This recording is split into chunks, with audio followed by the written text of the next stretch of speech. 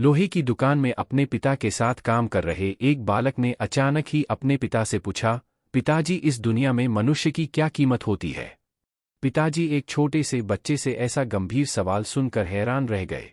फिर वे बोले, बेटे, एक मनुष्य की कीमत आंकना बहुत मुश्किल है, वो तो अनमोल है। बालक, क्या सभी उतना ही कीमती और महत्वपूर्ण है? पिताजी, हाँ बेटे। बालक कुछ समझा नहीं, उसने फिर सवाल किया, तो फिर इस दुनिया में कोई गरीब तो कोई अमीर क्यों है? किसी की कम रिस्पेक्ट तो किसी की ज्यादा क्यों होती है? सवाल सुनकर पिताजी कुछ देर तक शांत रहे और फिर बालक से स्टोर रूम में पड़ा एक लोहे का रॉड लाने को कहा।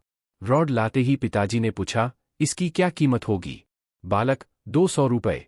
पिताजी, अगर मैं इसके बहुत से छोटे छोटे कील बना दूं तो इसकी क्या कीमत हो जाएगी?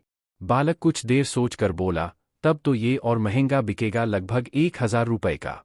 पिताजी, अगर मैं इस लोहे से घड़ी के बहुत सारे स्प्रिंग बना दूं तो?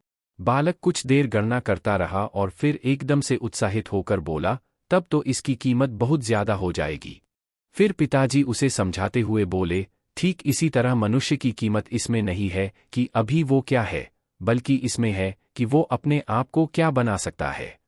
बालक अपने पिता की बात समझ चुका था। फ्रेंड्स, अक्सर हम अपनी सही कीमत आंकने में गलती कर देते हैं। हम अपनी प्रेजेंट स्टेटस को देखकर अपने आप को वैल्यूलेस समझने लगते हैं। लेकिन हमें हमेशा अथाह शक्ति होती है। हमारा जीवन हमेशा संभावनाओं से भरा होता है।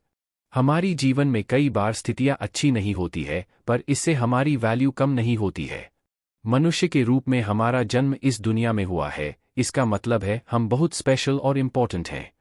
हमें हमेशा अपने आप को इम्प्रूव करते रहना चाहिए और अपनी सही कीमत प्राप्त करने की दिशा में बढ़ते रहना चाहिए।